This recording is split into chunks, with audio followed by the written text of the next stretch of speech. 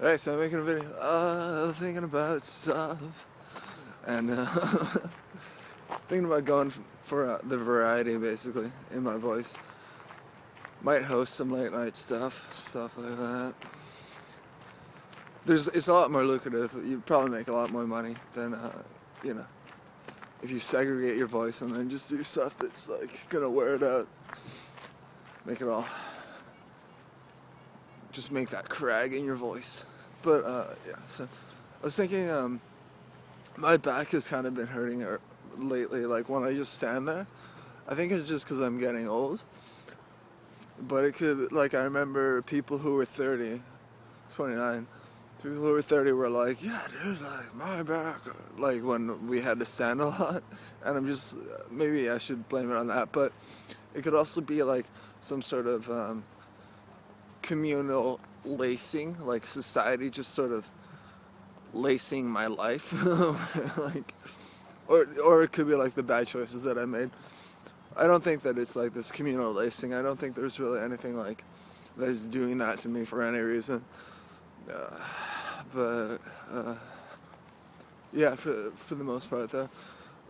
So there's that. And the other day I saw Saves the Day. Saves the Day was great. I can't remember how many songs they played, but over 20 probably, something like that. Probably around 20.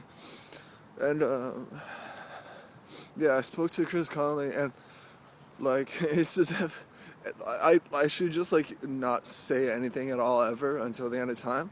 It's just that in my mind I wouldn't be like fully realized, or like I wouldn't be realized at all. It wouldn't make sense, and it would just be like, well, he's clearly like, I mean, like, I'd be there. I'd be much more there in their eyes, but I can't, for myself, I can't say nothing. It just wouldn't be comfortable. It wouldn't be how I'd want to live my life, just being silent all the time. But, yeah, I know. So yeah, spoke to Chris Connolly, and I was just like, yeah, this happened to me. Like, I probably talked to him for like a minute or two, and then somebody was like standing in the wings, and they're holding some vinyl, and they were like, I'm a real music fan. Whatever. I just got this vibe from them, like that they were like, I'm a real music fan. I'm gonna get them to sign my vinyl. Like, I know people like that, and like it bums them out rather than like it being some sort of slight against like their social norm and like standard, and it's just about being upset because like nothing's funny anymore. At least, and like those dudes I commend because I understand. Yeah, just generally, because it makes more sense to be that way. Like, sort of calm and compassionate is what it has driven you to be like, wow, there's a chipmunk chasing a squirrel. He is gone. That's cool. They're both pretty top gear back there. So, anyway.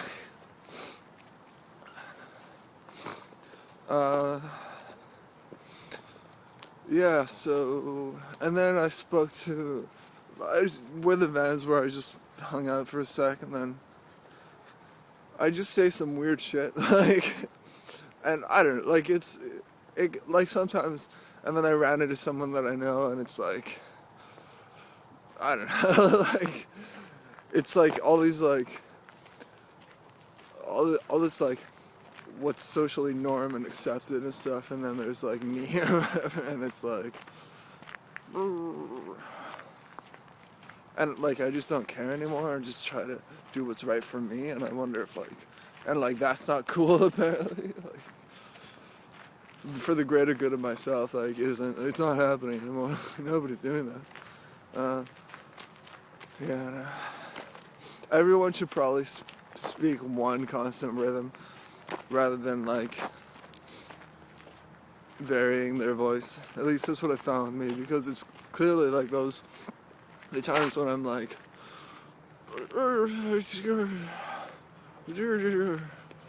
varying and being all like comedic is like it's not even funny. Like, it wouldn't work comedy wise. It would just be like, well, I mean, there's some stuff, but I think humor is a lot more dry these days.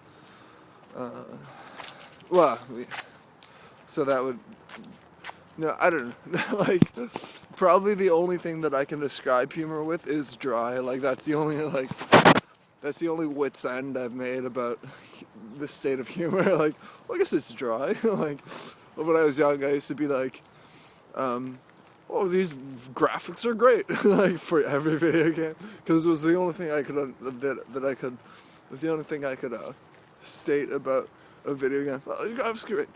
Like, my brother was once like, you say that all the time. Like, and I was a pretty dumb kid, but yeah, I don't know. So yeah. So yeah, the state of humor. But just, yeah, so just generally it's, stuff like that that I sort of falter on. And then when we're sitting around talking, it's like sometimes but it has to be accessible for me, and then I really haven't done very much, and like I'm not sane anymore, so like there's no like happy medium where I'm like always like intrinsically interesting or whatever. It's much more like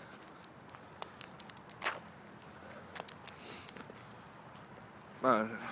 It's much because then there is anxiety that exists. So like that tearing me from like actual social grace is like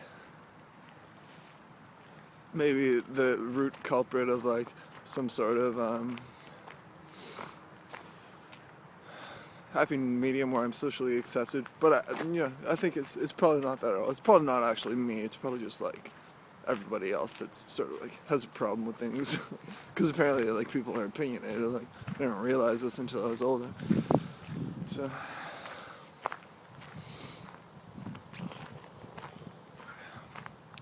all right, I'm gonna time this out before it times out on its own. All right, bye.